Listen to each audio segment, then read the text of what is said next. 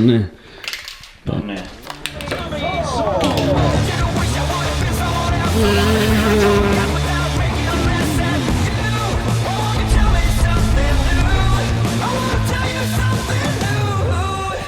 Welcome back. We're going to do something a little bit different in this vlog.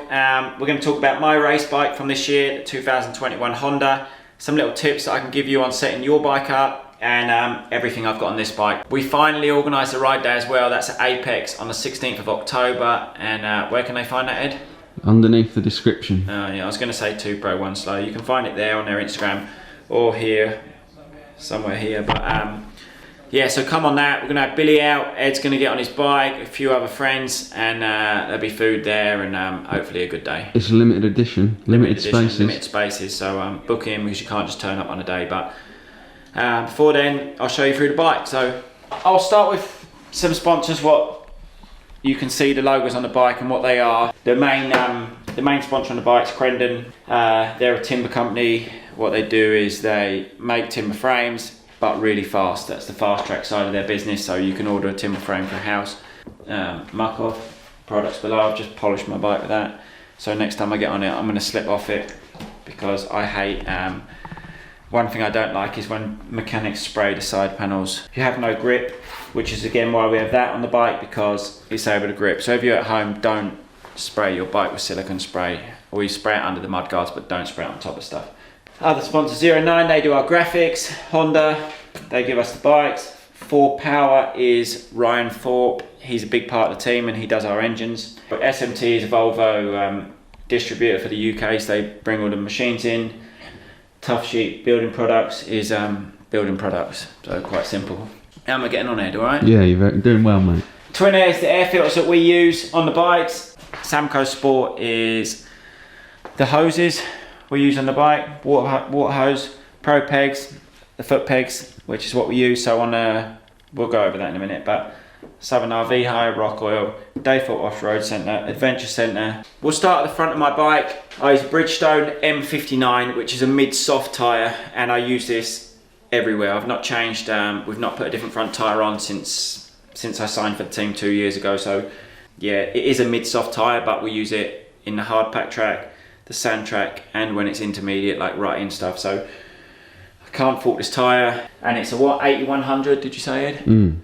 8100, which is the width. So Bridgestone tyres, M59, I use that everywhere. What about a tube? Do you tube it or mousse it? On this bike we have a tube.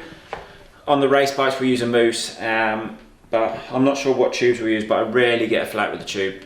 For the rest, on the front we use Motormaster brakes, and discs, and Kecks suspension. I've used, yeah, this year I changed to Kecks suspension, and took a little bit of fine tuning, but I'll go over it a little bit more detail when we're there. We fine tuned that throughout the year, so they have actually a good base. So if you've got a Honda now 450 and you want some suspension, Kecks, they sort of know what to do, quite easy. Whole shot device we've got on this bike is from RFX.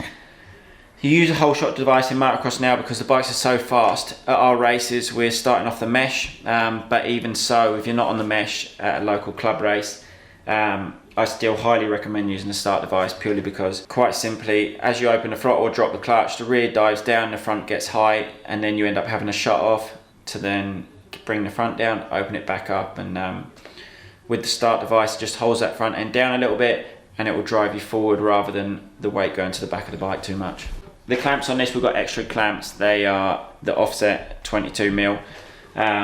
Some of the extra clamps you can get 2, so you get a 22mm, and I think that spins around so you get a 20mm, which changes the offset of the bike. Personal preference, but these are the standard offset which come on a Honda, same as the standard clamps. They're a little bit stronger, so if you was to crash, they don't spin in the, yeah, they don't get twisted. So that's the main reason for using these. The bar mount we've got on this bike is, you can see there's a little bit of rubber mount there. That gives you a little bit more flex in the handlebar, which I like personally, again, personal preference. And that's again X-Trig. Redfall handlebars, I use 996 bend, which is quite a flat bend, quite low, doesn't come in too much, doesn't raise too much, quite a neutral bend on the bike. The way I set the bike up on the front is quite neutral position. What I tend to find on the bikes that I see when I do my coaching days, the riders have, a lot of people have their handlebars rolled way forward. What you'll find when it's rolled really far forward is that you tuck the front a lot in the corners. So try and have the base of the clamp. I know in some bikes you can move the bars forward in the clamp, or you can have it back in the clamp. Try not to be too far over the center. The lever setup again is very neutral. It's not way up here, it's not way down there. Quite neutral. When I ride, I don't ride with my elbows way up here, again down there. Quite a neutral setup, so it's easy. And the grips are Renthal soft grips. The waffle on the back helps a lot to grip it. If you've rode with full waffle, makes the grip quite wide. No waffle makes a huge difference. You wouldn't think it, but I've rode before with half waffle grip, with no waffle grip, sorry. And having that little bit there helps your fingers grip so much. The Rads, we have our Rads on the race bike by Race Rads. Again, just to keep the bike a little bit cooler. The standard Rads are fine, but we use Race Rads. And a 2.0 Rad cap. The engine on this bike is done by 4Power, which is Ryan Thorpe. He does all our stuff for the team.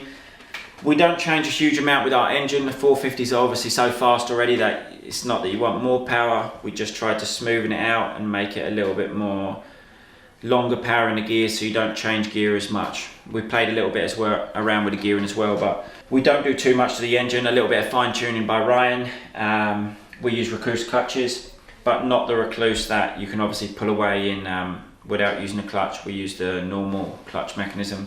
And the Akrapovic pipe makes a huge difference on this bike. I rode it with a standard one and this, and that was the biggest difference with the engine really. Foot pegs on this bike, we have, as I showed you earlier, Pro pegs. We've tried a little bit lower, we've tried higher, but these are the standard position. We use the standard peg mounts, as you can see there. Literally just a little bit bigger, a little bit wider foot peg, and a little bit sharper than standard. One, because they're more strong, and two, because it gives you that little bit more base. Again here, standard lever, standard brakes. As I said, this bike's quite close to standard, and everything on the bike you can buy really. But on my race bike, my forks are coated, but they're just, yeah, it's just a colour. The top's coated a little bit gold and the bottom's a little bit black, but that is that's just for show really. We actually use the standard fork, the same with the standard shock.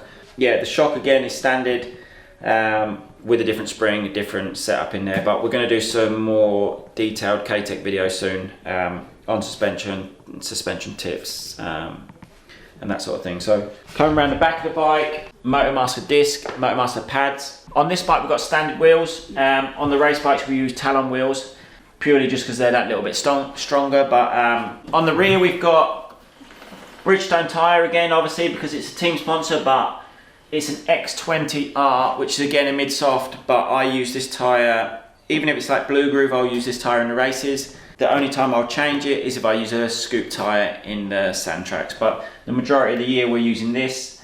The gearing on this bike, we have a 1348. That's something we played around with a little bit throughout the year.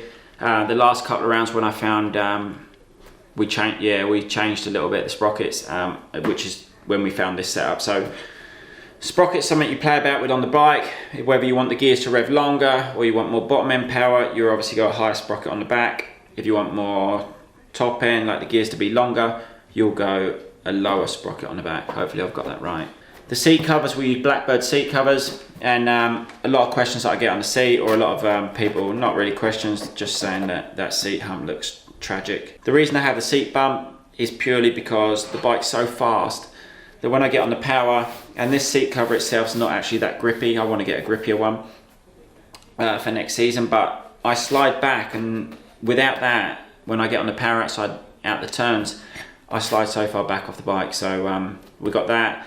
If you're someone that struggles in the turns to keep your body weight forward, this can help. Might look a little bit naff, but it does help. Products we use on the bike, or more so that the team use because I don't do a lot of maintenance, is Muck Off Bike Cleaner, cleans the bikes, all weather chain lube, 94, Bike Protect, that spray that everywhere really, but not on the side panels, because if my mechanic does that, it makes me mad.